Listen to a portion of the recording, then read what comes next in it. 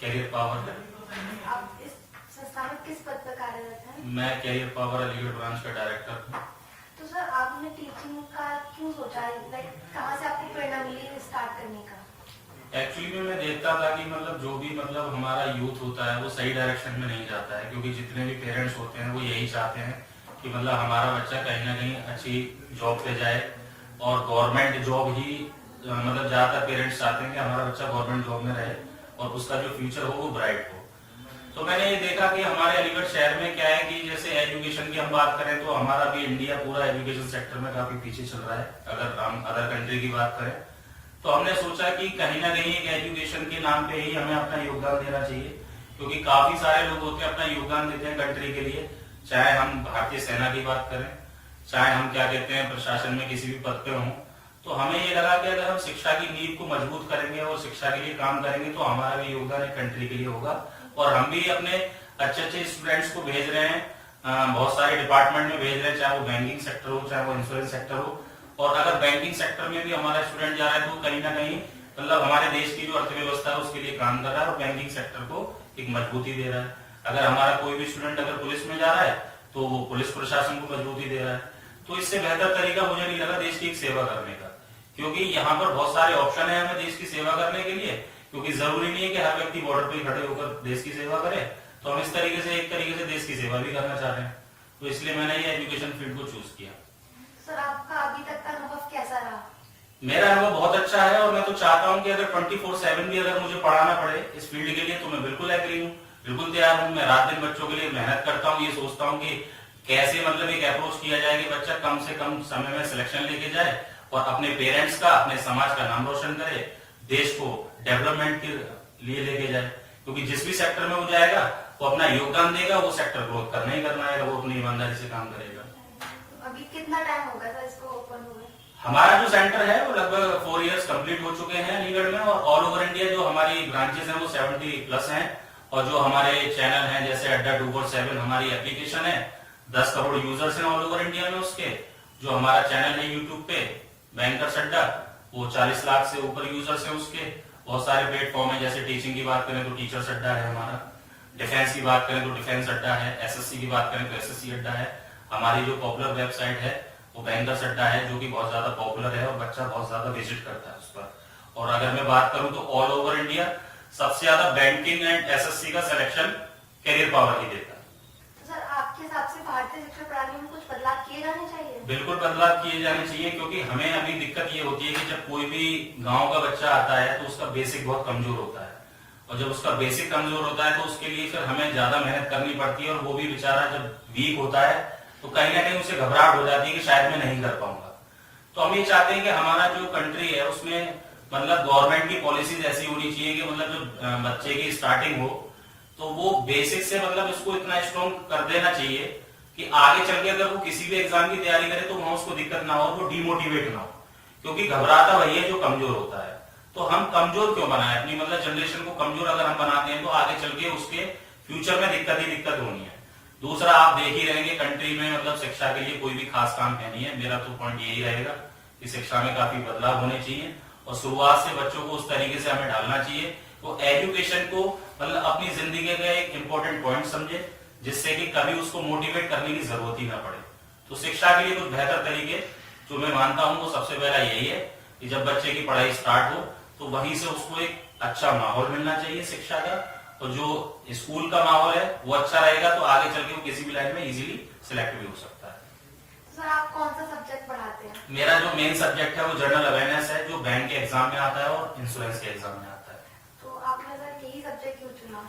मैंने ये सब्जेक्ट इसलिए चुना है क्योंकि बहुत सारे बच्चों की ये प्रॉब्लम रहती है, जैसे बच्चा मैथ स्टार्टिंग से पढ़ता है, इंग्लिश स्टार्टिंग से पढ़ता है, लेकिन वो जनरल अवेयरनेस नहीं पढ़ता। जैसे अगर मैं बात करूं, बच्चा क्या है कि सब जानता है कि बैंक क्या होता है, लेकिन बेसिकली उसको मतलब नहीं पता है कि बैंक कितने टाइप्स के इंडिया में काम कर रहे हैं और जितने टाइप्स के बैंक हैं उनमें बेसिकली डिफरेंस क्या होता है।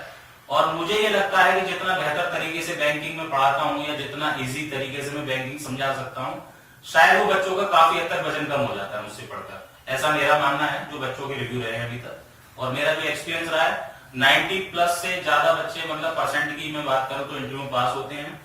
और मेंस में अगर बच्चा मुझे फॉलो कर रहा है और 6 महीने कंटिन्यू पढ़ लेता है तो कभी भी उसका स्कोर कम नहीं रहेगा मेरे सब्जेक्ट में। ये मेरा खुद का एक एक्सपीरियंस है और बहुत सारे स्टूडेंट्स मेरे बैंकर्स बन चुके हैं जो all over India many banks में सिलेक्टेड हैं। स्केल 1, स्केल 2, स्केल 3 तक भी बच्चे हैं मेरे। सर आपके आगे की क्या क्या प्लानिंग है अपने कोचिंग को लेके? मेरी आगे की प्लानिंग ये है कि मैं एक ऐसा तरीका लेकर आने वाला हूं आने वाले समय पे जिसमें बच्चों का एक माइंड इतना सेट हो जाए कि हमारा एक टारगेट फिक्स हो जाना चाहिए कि अगर हमें किसी भी सेक्टर में काम करना है गवर्नमेंट सेक्टर में, तो हमारे पास प्रॉपर 6 मंथ का टाइम होना चाहिए स्टार्टिंग में। मतलब ऐसा होता है कि शुरुआत में बच्चा मोटिवेट होता है लेकिन वो डीमोटिवेट भी बहुत जल्दी हो जाता है।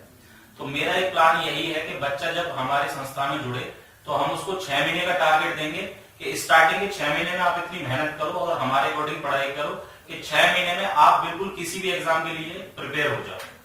क्योंकि बच्चा कितने दिन मोटिवेट रहेगा, कितने दिन घर वाले उसको सपोर्ट करेंगे, कितने दिन उसको घर वाले मतलब फ्री कर पाएंगे एग्जाम की तैयारी के लिए, ये नहीं पता। शुरुआत में 6 महीने बहुत होते हैं फ्री करने के लिए और बच्चा भी मोटिवेट रहता है, लेकिन ज्यादा समय लंबा खिंचता है तो फिर दिक्कत हो जाती है। हम ये चाहते हैं कि जो भी बच्चा हमसे जुड़े वो फाइनली सिलेक्शन लेकर ही हमारे मतलब यहाँ से जाए। क्योंकि बहुत सारे बच्चे आते हैं, कुछ बच्चे फेल भी होते हैं, बच्चे पास भी होते हैं। एक बैच में रिजल्ट जब निकलेगा तो फेल वालों का भी होगा और पास वालों का भी होगा। लेकिन मेरी प्रॉपर प्लानिंग यही है कि किसी भी कोर्स की हम बात करेंगे तो एक टारगेट हमारा जो रहेगा वो 6 मंथ का रहेगा कि वो 6 मंथ में अपना जॉब को बिल्कुल फाइनली क्रैक कर लें। सर अभी तक की आपकी और आपकी संस्था की सबसे बड़ी उपलब्धि क्या है? सबसे बड़ी उपलब्धि यह है कि पूरे अलीगढ़ में हमारा जो सिलेक्शन का रेशो है वो सबसे बेहतर है। और अगर मैं खासकर बात करूं बैंकिंग सेक्टर की तो ऑल ओवर अलीगढ़ में बैंक का सिलेक्शन हमारे आधा भी किसी के पास नहीं है। ये हमारी संस्था का सबसे बड़ा अचीवमेंट है क्योंकि बैंक का जो स्टूडेंट होता है वो इंग्लिश में पढ़ना चाहता है और यहाँ पर हमारी जो टीम है वो इंग्लिश और हिंदी बोथ लैंग्वेज में पढ़ाती है। और बैंक के एग्जाम की सबसे बड़ी खासियत ये रहती है कि उसका पैटर्न हर साल चेंज होता है, अपडेटेड पैटर्न होता है। तो हमारा सबसे बड़ा अचीवमेंट ये है कि बैंकिंग में सबसे ज्यादा सिलेक्शन हमारा ये पिछले 4 साल से लगातार कंटिन्यू हम दे रहे हैं। अभी भी कल IBPS PO RRB PO pre का रिजल्ट निकला है जिसमें से 15 अप्रोक्स बच्चे हमारे क्वालिफाई हैं और वो already SBI clerk mains final selection ले चुके हैं जिनका डॉक्यूमेंट वेरिफिकेशन स्टार्ट होने वाला है। आपने इससे पहले कहीं जॉब की है? हाँ, मैंने बहुत मतलब बड़ी बड़ी कंपनीज में मैंने जॉब की है जो हमारे एजुकेशन फील्ड से ही हैं और काफी मतलब मेरा लंबा एक्सपीरियंस है, लगभग 11 साल का एक्सपीरियंस है मेरा इस फील्ड में। और मैं लास्ट मतलब 4 ईयर से अलीगढ़ में हूँ। बाकी मैं कई सारे स्टेट में रह चुका हूँ। मैं कोलकाता भी पढ़ा चुका हूँ 2013 में, मैं ग्वालियर भी पढ़ा चुका हूँ, मैं दिल्ली भी पढ़ाया हूँ, बहुत सारी लोकेशंस पे मैंने पढ़ाया है। उसके बाद में फाइनली मैंने ये देखा कि कहीं ना कहीं हमारी जो अलीगढ़ की यूथ है कहीं ना कहीं पीछे है। उसका रीजन ये है कि यहाँ की जो एजुकेशन पॉलिसी है वो बहुत ही ज्यादा खराब है। और अगर मैं बात करूँ यूपी बिहार की तो आप जान ही रहे हैं कि वहाँ का यूथ बहुत ही ज्यादा पीछे चल रहा है। तो जब यूथ पीछे रहेगा तो स्टेट तो पीछे रह नहीं रहना है। तो इसलिए मैंने सोचा कि अपने सिटी में काम किया जाए और सिलेक्शन को ज्यादा से ज्यादा दिया जाए, चाहे वो किसी भी फील्ड में हो। तो वैसे सर अगर हम देखें तो हमारे भारत में बहुत से ऐसे स्टूडेंट हैं जो बहुत प्रतिभाशाली है, बहुत टैलेंट है। रीजन ये है कि जहां पर टैलेंट होता है वहां पर सपोर्ट नहीं होता। जैसे अगर मैं आपसे बात करूं स्पोर्ट्स की तो बहुत टैलेंटेड मतलब लोग पड़े हुए हैं हर फील्ड के लिए, लेकिन हमारे अगर इंडिया की बात करें तो क्रिकेट पे ज्यादा सपोर्ट है, बॉक्सिंग पे नहीं है, फुटबॉल पे नहीं है, हॉकी पे नहीं है। तो अगर आप कहीं पे भी बात करेंगे तो हमारी इंडिया की जो टीम है वो क्रिकेट में तो सही रहती है, बाकी सारे गेम्स में पीछे रहती है क्योंकि वहां पर उनको सपोर्ट ही नहीं किया जाता। वहीं अगर हम बात करें अगर एजुकेशन की भी तो अगर आप लिटरेसी रेट की बात करेंगे तो यूपी का बात कर लीजिए बहुत पीछे है, बिहार की बात करिए बहुत पीछे है। यहाँ पे मैंने जैसे स्टार्टिंग में आपको बताया कि जब तक हम किसी भी बिल्डिंग का बेस पर काम नहीं करेंगे वो बिल्डिंग मजबूत नहीं हो सकती। हमारी जो कमियां हैं वो शुरुआत से चलती आ रही हैं और उनमें जो बचकर बच्चा निकल जाता है, जो टैलेंटेड हो जाता है, आगे चल के उसको फिर दिक्कत कहाँ थी जब उसको प्रॉपरली सपोर्ट नहीं मिल पाता या क्वालिटी नहीं मिल पाती। बच्चा मेहनती हो सकता है लेकिन सामने वाला उसको प्रॉपरली कंटेंट नहीं देगा तो भी सफल नहीं हो पाएगा वो। और बच्चा मेहनती नहीं है और सामने वाला उसको प्रॉपरली कंटेंट दे रहा तब भी दिक्कत होगी। तो कहीं ना कहीं दिक्कतें इसलिए ज्यादा है कि प्रतिभा है लेकिन निकल नहीं पाती है क्योंकि गवर्नमेंट की पॉलिसी सही नहीं है। आपने देखा होगा, यूपी की ही मैं बात करूंगा, अगर यूपी से हूं मैं, आप लगातार देखिए, अगर मैं बात करूं यूपी टेट के नोटिफिकेशन की बात हर महीने चल रही है, हर हफ्ते चल रही है, लेकिन नोटिफिकेशन नहीं आ रहा। तो जितने बच्चे ओवर एज हो रहे हैं उनकी जिम्मेदारी कौन सी गवर्नमेंट लेगी? 3 साल से मैं देख रहा हूँ यूपीएसआई की नोटिफिकेशन की लगातार बात चल रही है, नोटिफिकेशन नहीं आ रहा। क्योंकि यहाँ पर यूपी में एक माइंड सेट हो चुका है गवर्नमेंट का, जैसे ही चुनाव आएगा हम तभी भर्तियां निकालेंगे। तो 3 साल में जो बच्चा ओवर एज हो रहा है वो भी तो प्रतिभाशाली है, तो उसकी जो ओवर एज होगी उसका जिम्मेदारी कौन लेगा। तो टैलेंट बहुत होता है, लेकिन सरकार की पॉलिसीज की वजह से वो टैलेंट खराब हो जाता है। 3 साल में बच्चा जो डिप्रेशन में चला गया प्रतिभाशाली, वो तो कहीं भी अपना टैलेंट दिखाने लायक बचा ही कहाँ, तो उसकी दोषी तो सरकार दोषी हुई ना उसकी। और जो बच्चा टैलेंटेड है डिप्रेशन में वही जाएगा, जो बच्चा टैलेंटेड नहीं है उसको कोई फर्क नहीं पड़ रहा। 3 साल क्या 6 साल भर्ती मत निकालो आप। तो जो सर आपको आपके काम के बारे में सबसे अच्छी बात क्या लगती है और क्यों? देखो, सबसे बड़ी मुझे अपना काम इसलिए ज्यादा पसंद है कि जो अगर यूथ के लिए जैसे मैं काम कर रहा हूँ, तो पेरेंट्स तो फीस पे करके पीछे हट जाते हैं और बच्चा भी क्या है कि बस फीस लेने के बाद में बस वो अपने काम पे जुट जाता है। अभी जैसे कोई भी रिजल्ट आ रहा होता है तो मुझे खुद एक बेचैनी रहती है कि मेरे कितने स्टूडेंट्स सेलेक्ट होंगे और बेचारे कितने ऐसे होंगे जिनको सफलता नहीं मिलेगी। तो मुझे बहुत खुशी मिलती है जब किसी भी बच्चे का फोन आता है कि सर मेरा फाइनल रिजल्ट क्वालिफाई हो गया। तो मुझे हर दिन इंतजार रहता है जिस दिन भी रिजल्ट आता है कि हाँ भाई चलो, हमने अगर 4 बच्चों को जॉब दे दी तो शायद हमारा जो काम है, जो हमारी मेहनत है, उसका हमें रिटर्न मिल गया। तो सबसे ज्यादा खुशी मुझे सिलेक्शन के बाद ही होती है और मैं ये चाहता हूं कि मेरे संस्था से ज्यादा बच्चे सेलेक्ट हों और जितने बच्चे सेलेक्ट होंगे उनका जो परिवार है वो भी सेटिस्फाई होगा, क्योंकि हर माँ बाप ये चाहते हैं कि मेरा बच्चा सफल हो और आगे की पीढ़ी हमारी परेशान ना हो। तो मुझे अपने काम से इसलिए खुशी मिलती है क्योंकि मैं पूरे परिवार को खुश कर पाया। अगर एक बच्चा सिलेक्शन लिया है तो उसका पूरा परिवार खुश हो गया और उनकी जो माँ बापों की जो उम्मीद थी वो पूरी सफल हो गई। इसलिए मुझे अपना काम बहुत पसंद है। सर अभी यहाँ पे आपकी कितनी बड़ी टीम है, कितने लोग पढ़ाते हैं यहाँ पे? मेरी जो टीम है वो 7 से 8 टीचर्स हैं, अलग अलग सब्जेक्ट के एक्सपर्ट हैं। ब्रांच मैनेजर है मेरे यहाँ पर, कोऑर्डिनेटर है, मार्केटिंग का काम देखने वाले हैं, लगभग 10 से 12 लोगों की टीम है। और मैं खुद भी मैनेजमेंट देखता हूँ। लेक्चर जब मेरे होते हैं लेक्चर भी लेता हूँ, मैं ऑनलाइन और ऑफलाइन दोनों क्लासेस लेता हूँ। और ऑल ओवर इंडिया में बहुत सारे स्टूडेंट को डील करता हूँ, बैंकिंग के हों या एसएससी के हों या इंश्योरेंस सेक्टर के हों। और सब कुछ बेहतर है, बस थोड़ा गवर्नमेंट की पॉलिसी चेंज हो जाए तो और बेहतर किया जा सकता है, क्योंकि हम भी गवर्नमेंट की पॉलिसी पे ही डिपेंड है। वो नोटिफिकेशन नहीं निकालेगी तो हम भी बच्चों को तैयार नहीं करा पाते।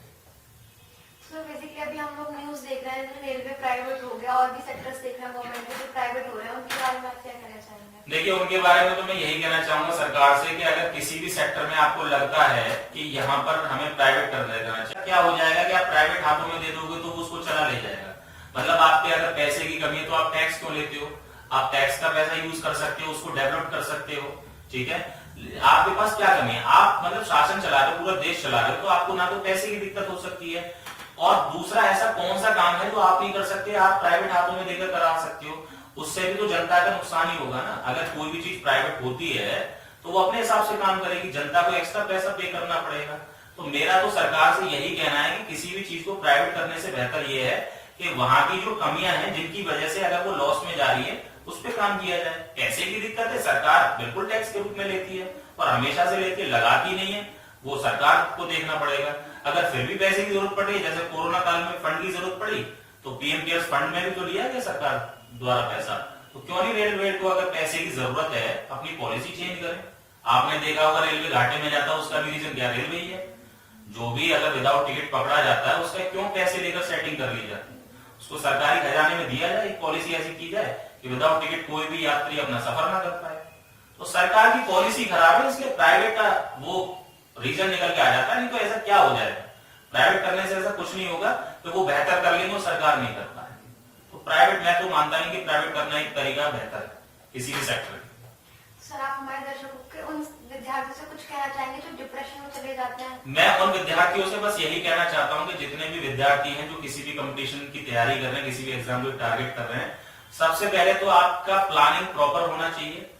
अगर कहीं पर भी अगर आपको सफलता नहीं मिल रही तो आप ये देखो कि कमियां कहाँ रही, पढ़ने में रही या सामने वाले ने पढ़ाने में करी। क्योंकि सफलता नहीं मिल रही है उसके कारण बहुत सारे हो सकते हैं। हो सकता है विद्यार्थी ने अपना 100% नहीं ना दिया हो सकता है सामने वाला जो उसको पढ़ा रहा हो उसने अपना 100% नहीं दिया हो।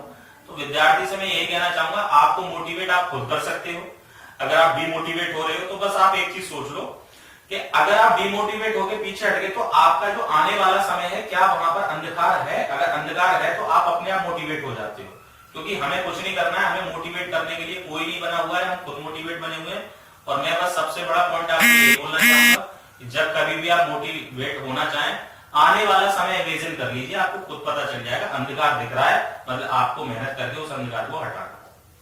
तो ये थी हमारी खास बात करियर पावर के डायरेक्टर जी के साथ। आगे की खबर जानने के लिए बने रहिए HBN न्यूज चैनल के साथ।